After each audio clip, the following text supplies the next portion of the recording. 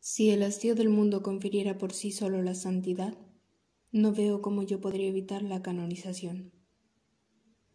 Nadie ha vivido tan apegado a su esqueleto como yo al mío. De ello ha resultado un diálogo sin fin y algunas verdades que no acabo de aceptar ni de rechazar. Es mucho más fácil avanzar con vicios que con virtudes. Los vicios acomodaticios por naturaleza se ayudan. Son indulgentes unos con otros. En cambio, las virtudes, celosas, se combaten y se anulan y muestran en todo su incompatibilidad y su intolerancia. El creer en lo que uno hace o en lo que hacen los otros es entusiasmarse con tonterías. Se debería abandonar sin más a los simulacros e incluso a las realidades, situarse fuera de todo y de todos, apartar o aplastar los apetitos, vivir, como dice un proverbio hindú, con tan pocos deseos como un elefante solitario. Todo se lo perdono a fulano a causa de su sonrisa pasada de moda. No es humilde aquel que se odia.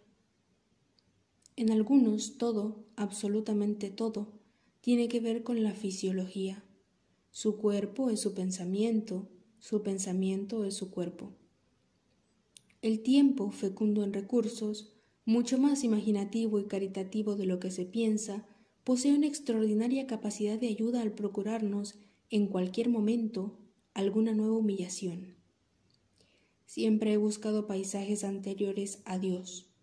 De ahí mi debilidad por el caos. He decidido no detestar más a nadie desde que he observado que termino siempre por parecerme a mi último enemigo. Durante bastante tiempo viví con la idea de ser el hombre más normal del mundo. Esta idea me proporcionaba la afición, o mejor dicho, la pasión por la improductividad. ¿Qué sentido tiene sobresalir en un mundo de locos, hundido en la estupidez o el delirio? ¿Para quién prodigarse y con qué fin? Queda por saber si me he liberado enteramente de esa certeza, salvadora en lo absoluto, ruinosa en lo inmediato. Los violentos son por lo general los enclenques, unos reventados. Viven en perpetua combustión, a expensas de su cuerpo, exactamente como los ascetas, quienes al ejercitarse en la quietud de la paz, se desgastan y se agotan lo mismo que los furiosos. Solo se deberían escribir libros para decir cosas que uno no se atrevería a confiar a nadie. Cuando Mara el tentador intentó suplantar a Buda, éste le dice: ¿con qué derecho pretendes reinar sobre los hombres y sobre el universo? ¿Acaso has sufrido por el conocimiento? He ahí la pregunta capital, quizá la única que debería uno hacerse al indagar sobre alguien, principalmente sobre un pensador. Habría que establecer la diferencia entre aquellos que han pagado por el menor paso hacia el conocimiento y aquellos mucho más numerosos a quienes les fue otorgado un saber cómodo, indiferente, un saber sin adversidades. Se dice: fulano no tiene talento, solo tiene un estilo. Pero justamente es ese estilo particular lo que no se puede inventar, es con lo que se nace. Es una gracia heredada, el privilegio que tienen algunos de hacer sentir su pulsación orgánica. Es algo más que el talento, es su esencia. El mismo sentimiento de no pertenencia, de juego inútil, donde quiera que vaya. Simulo interesarme por lo que no me importa, me afano por automatismo o por caridad, sin involucrarme jamás, sin estar nunca en ninguna parte. Lo que me atrae está en otro lado, y ese otro lado no sé qué es. Mientras más se alejan los hombres de Dios, más avanzan en el conocimiento de las religiones. Pero el joven sabe que el día en que comeréis de aquello, vuestros ojos se abrirán. Apenas abiertos, el Dharma dio comienzo. Mirar sin comprender, eso es el paraíso. El infierno será, pues, el lugar donde se comprende demasiado. Solo me entiendo bien con alguien que se encuentra en lo más bajo de sí mismo, sin el deseo ni la fuerza de recuperar sus ilusiones habituales. Juzgando sin piedad a nuestros contemporáneos, se tiene la oportunidad de presentarse a los ojos de la posteridad como un espíritu clarividente, Al mismo tiempo se renuncia al aspecto azaroso de la admiración y a los riesgos maravillosos que supone, porque la admiración es una aventura, la más imprevisible. Puede ocurrir que acabe con bien. Las ideas vienen caminando, decía Nietzsche. El andar disipa el pensamiento, enseñaba Sankara. Las dos tesis están igualmente fundamentadas y son igualmente verdaderas, y cualquiera puede probarlo en el lapso de una hora y a veces de un minuto. Ninguna originalidad literaria es posible si no se tortura, si no se machaca el lenguaje. Otra cosa sucede si uno se atiene a la expresión de la idea como tal. Es este un sector donde las exigencias no han variado desde los presocráticos.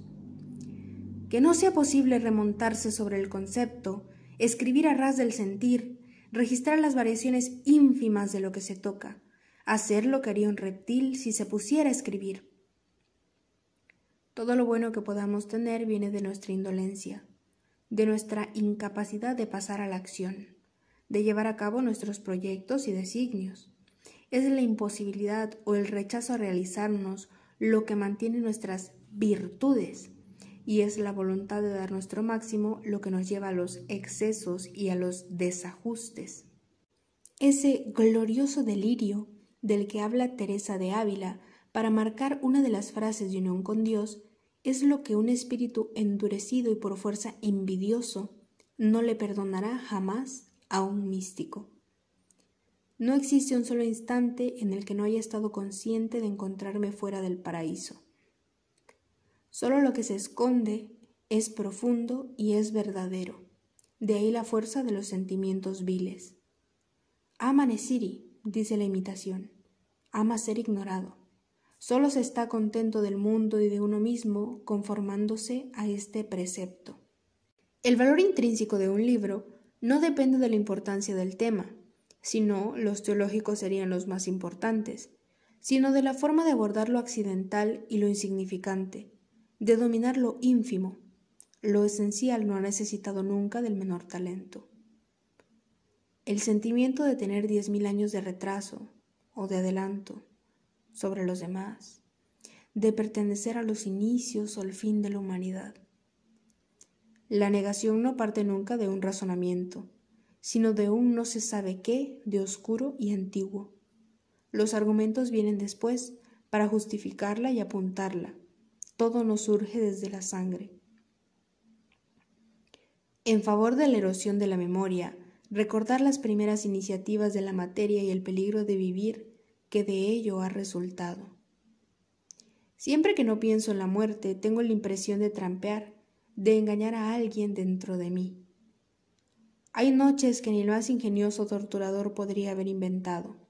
Sale uno deshecho, estupidizado, perdido, sin recuerdos ni presentimientos y sin saber siquiera quién se es. Y entonces es cuando el día parece inútil y la luz perniciosa y más opresora aún que las tinieblas. Un pulgón consciente tendría que desafiar exactamente las mismas dificultades, el mismo género de insolubles que el hombre. Vale más ser animal que hombre, insecto que animal, planta que insecto y así sucesivamente. La salvación es todo lo que disminuye el reino de la conciencia y compromete su supremacía. Tengo todos los defectos de los demás y sin embargo todo lo que hacen me parece inconcebible. Mirando las cosas desde el punto de vista de la naturaleza, el hombre fue hecho para vivir hacia el exterior. Si quiere ver dentro de sí mismo, debe cerrar los ojos, renunciar a la acción, salir de la corriente. Lo que se llama vida interior es un fenómeno tardío solo posible por una disminución en nuestras actividades vitales. El alma surgió y se desarrolló a expensas del buen funcionamiento de los órganos. La mínima variación atmosférica pone en entredicho los proyectos, mis proyectos, por no decir mis convicciones. Esta forma de dependencia, la más humillante que existe, no deja de deprimirse disipando al mismo tiempo las pocas ilusiones que me quedaban sobre mis posibilidades de ser libre, o sencillamente sobre la libertad. ¿De qué sirve pavonearse si se está a merced de lo húmedo y de lo seco? Se desearía una esclavitud menos lamentable y dioses de otra ralea. No merece la pena matarse, siempre lo hace uno demasiado tarde. Cuando se sabe de manera absoluta que todo es irreal, no tiene ningún sentido fatigarse para demostrarlo. La luz se prostituye a medida que se aleja del alba y avanza en el día, y solo se redime, ética del crepúsculo, en el momento de desaparecer. En los escritos budistas se habla a veces del abismo del nacimiento. Es, en efecto, un abismo, una cima donde no se cae, sino por el contrario, de donde emerge para mayor desgracia de cada cual. A intervalos cada vez más aislados, accesos de gratitud hacia Job y Chamfort, hacia la vociferación y el vitrolo. Toda opinión, todo punto de vista es necesariamente parcial, trunco, insuficiente. En filosofía, como en cualquier otra cosa, la originalidad se reduce a definiciones incompletas.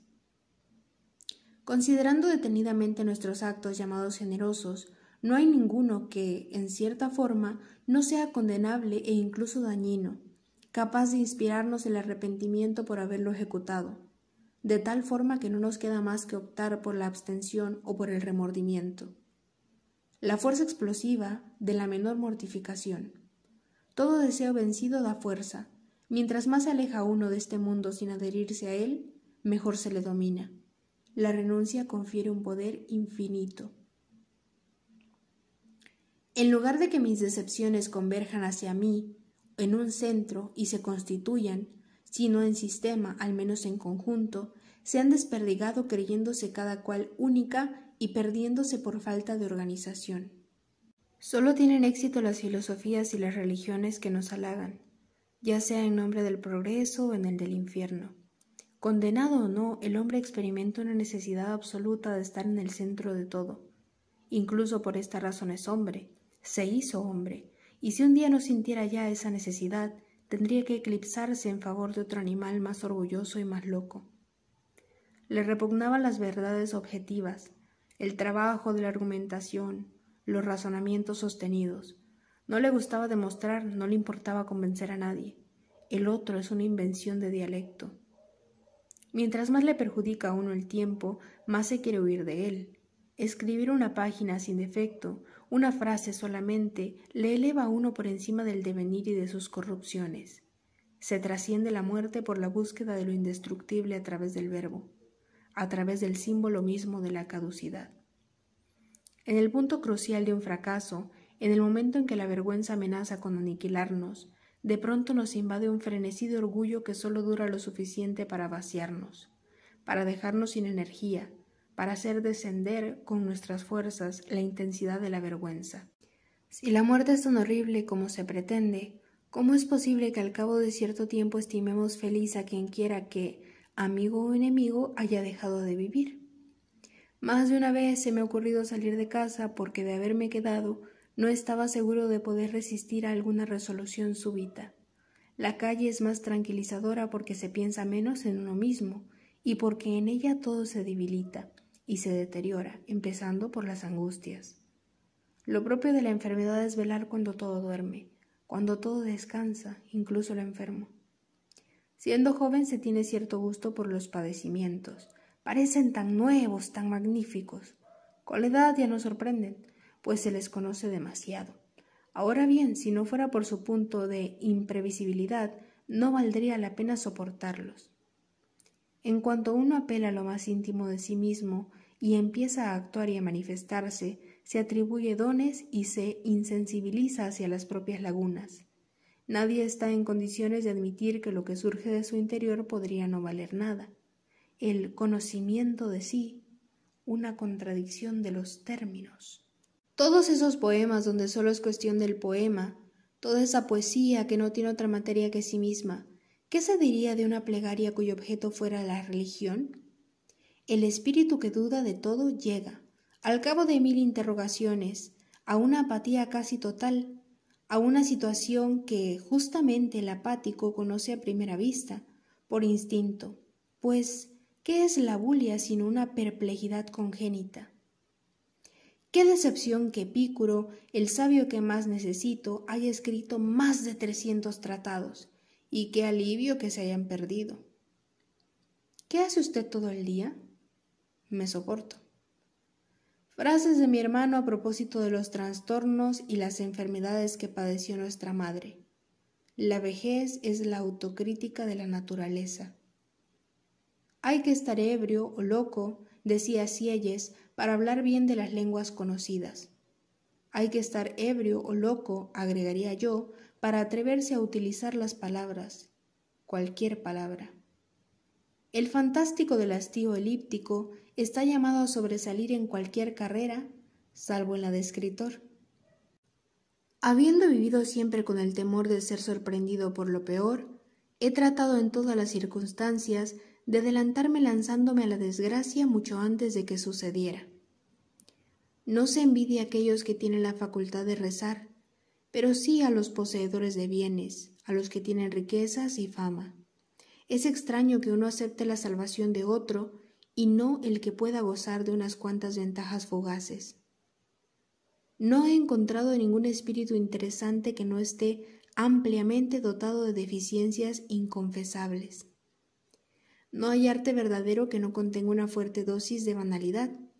Aquel que emplea lo insólito de una manera constante cansa pronto, pues nada es tan insoportable como la uniformidad de lo excepcional. El inconveniente de escribir en una lengua ajena es no tener derecho a cometer demasiados errores.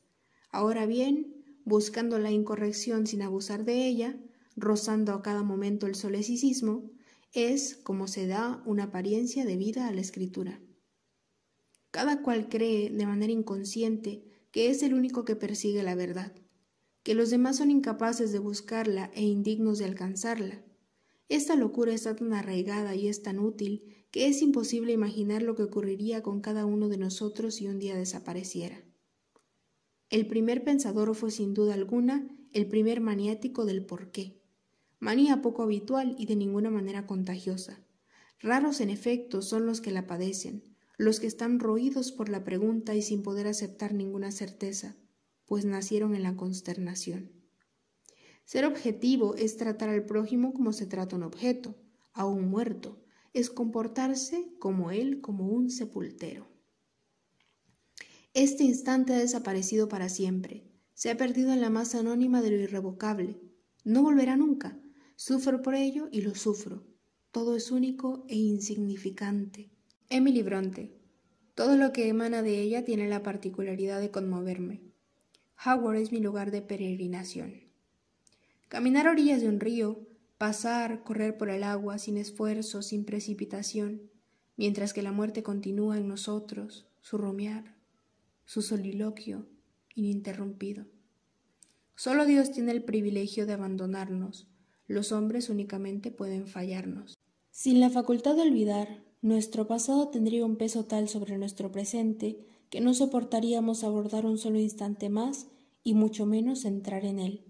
La vida sola le resulta soportable a los caracteres más triviales, a aquellos que, precisamente, no recuerdan. Cuenta Porfirio que Plotino tenía el don de leer en las almas. Un día, sin más preámbulo, le dijo a su discípulo, muy sorprendido, que no intentara matarse y que emprendiera mejor un viaje. Porfirio partió para Sicilia. Allí se curó de su melancolía, pero agrega lleno de pesar, no asistió a la muerte de su maestro ocurrida durante su ausencia. Hace tiempo que los filósofos no leen en las almas. No es su oficio, se dirá, es imposible. Pero entonces no debe sorprendernos que ya no nos interesen. Una obra existe cuando se ha preparado en la sombra con la atención, con el cuidado con que el asesino medita su golpe. En ambos casos lo principal es la voluntad de golpear. El conocimiento de sí mismo, el más amargo de todos, es el que menos se cultiva. ¿Qué sentido tiene entonces sorprenderse a cada instante en flagrante delito de ilusión, remontar sin piedad hasta la raíz de cada acto y perder causa tras causa ante el propio tribunal? Cada vez que olvido algo, pienso en la angustia que deben experimentar los que ya saben, que ya no se acuerdan de nada. Pero algo me dice que al cabo de cierto tiempo se ven poseídos por una secreta alegría que no aceptarían cambiar por ninguno de sus recuerdos. incluso por los más excitantes. Pretenderse más desapegado, más ajeno a todo lo que cualquiera, y no ser más que un loco de la indiferencia. Mientras más nos encontramos a merced de impulsos contradictorios, menos sabemos ante cuál ceder. No tener carácter es eso, y nada más. El tiempo puro, el tiempo decantado, liberado de acontecimientos, de seres y de cosas, no se manifiesta sino en ciertos momentos de la noche, cuando se le siente avanzar con el único propósito de llevarlo a uno hacia una catástrofe ejemplar.